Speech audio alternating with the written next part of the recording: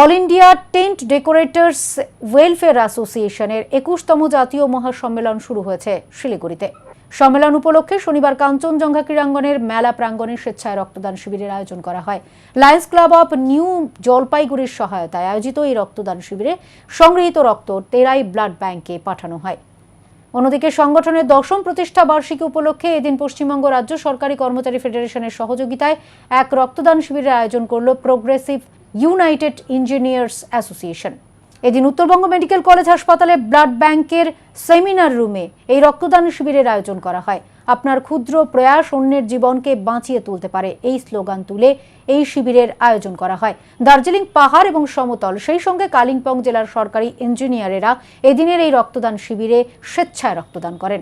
শিবিরে উপস্থিত ছিলেন ব্লাড ব্যাংকের নির্দেশক ডাক্তার মৃদুময় দাস, মেডিকেল কলেজের পঞ্চায়েত সদস্য বিশ্বজিৎ সরকার সহ অন্যান্যরা। সংগঠনের কার্যকরী সাধারণ সম্পাদক অসীম মজুমদার জানান, প্রায় 50 জন রক্তদাতা এই শিবিরে রক্তদান করে শিবিরকে সমৃদ্ধ করেছেন। গোটা ওয়েস্ট বেঙ্গলে প্রোগ্রামটা হচ্ছে। আপনাদের জানেন যে গতকাল এই প্রোগ্রামটা আমাদের খাদ্যভবন উদ্বোধন করেছিলেন মাননীয় আমাদের চেয়ারম্যান মানস রঞ্জন ভূঁইয়া মহাশয়, এবং তার সাথে আমাদের মহানাগরিক ফিরাদ হাকিম সাহেব ছিলেন। এবং এর রেসপেক্টে আমাদের গোটা ওয়েস্ট বেঙ্গলে ইঞ্জিনিয়ার ক্যাডার আমাদের সবথেকে সর্ববৃহত্তম ক্যাডার।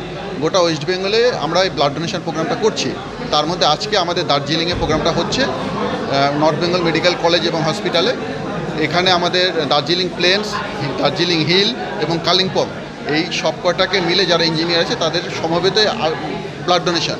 এবং আমাদের এক্সপেক্টেড আমরা অ্যাবভ 50-র উপরে ব্লাড এখানে কালেকশন হবে। এবং আমাদের সহযোগী হিসেবে পশ্চিমবঙ্গ রাজ্য সরকারি কর্মচারী ফেডারেশনের মেম্বারও এখানে আছেন।